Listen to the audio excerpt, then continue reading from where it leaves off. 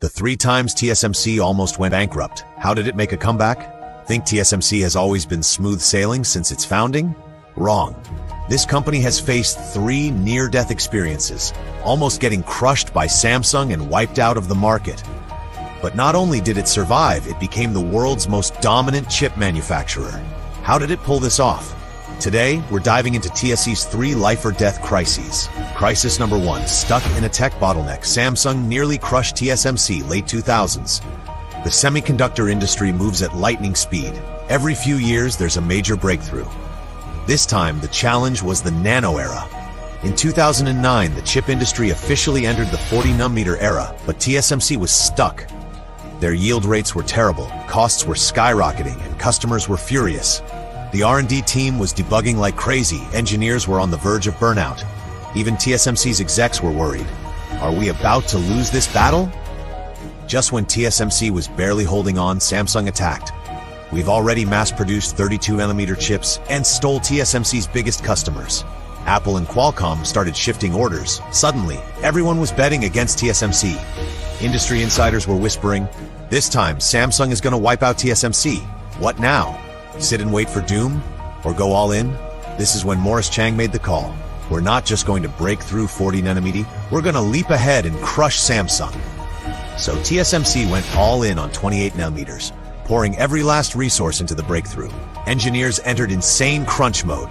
The result, TSMC actually pulled it off. In 2011, TSMC became the first in the world to mass-produce 28-nanometer chips. Samsung, despite being ahead in tech, suffered from terrible yields. Customers came running back. TSMC won this battle by a hair and kept its crown. But it wasn't over yet. The next battle was even fiercer. This time, TSMC faced an all-out attack from 3 giants. Crisis number 2, 3 industry giants ganged up on TSMC. How did it survive? In 2014, the semiconductor industry entered a full-blown 3-way war. Global Foundries got massive funding from Middle Eastern investors and went all in on R&D to steal TSMC's clients. Samsung, still bitter from its last defeat, launched 14-nanometer FinFET chips, ready for revenge. Intel decided to enter the foundry business, aiming to dominate the market with its own chip-making technology. TSMC was in crisis mode. More enemies, tougher competition, and the industry was bracing for TSMC's collapse. But Morris Chang had another ace up his sleeve. We're going to form an alliance. TSMC teamed up with ASML, investing in extreme ultraviolet EUV technology, locking in the future roadmap. They pulled in silicon suppliers, chip designers, and formed a tech alliance. Anyone who wasn't Samsung was now a friend. Together, they took on the enemy. Global Foundries burned through cash but couldn't keep up. They gave up on 7-nanometer and dropped out of the race. Intel's foundry plans flopped before they even got off the ground. No threat to TSMC. TSMC doubled down on 7-nanometer, overtook the competition, and emerged as the undisputed leader. Crisis number 2, TSMC's alliance strategy turned the tables. But while the previous battles were against industry rivals, the next crisis came from a full-blown global financial meltdown. Crisis number 3, the financial crisis hit. TSMC's orders plunged 35%. In 2008, Lehman Brothers collapsed, triggering a worldwide financial crisis. Companies everywhere slashed budgets.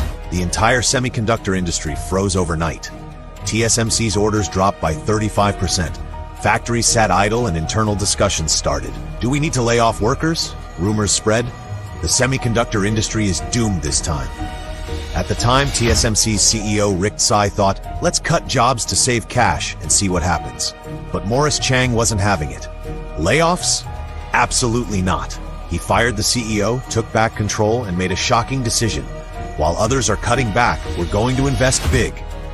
TSMC didn't just avoid layoffs, it doubled down, investing billions into EUV research and development. When the global economy bounced back, TSMC was already years ahead, ready to dominate advanced chipmaking. Samsung and Intel were still scrambling, while TSMC had 5-nanometer tech good to go.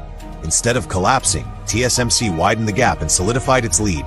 TSMC stands at the top of the world. These 3 crises, each one could have killed TSMC. But instead of collapsing, it fought back and became stronger every time. Today, TSMC is the only company in the world that can mass-produce 3-nanometer chips. But what's next? What new challenges will it face? Drop a comment. Do you think TSMC can keep its crown?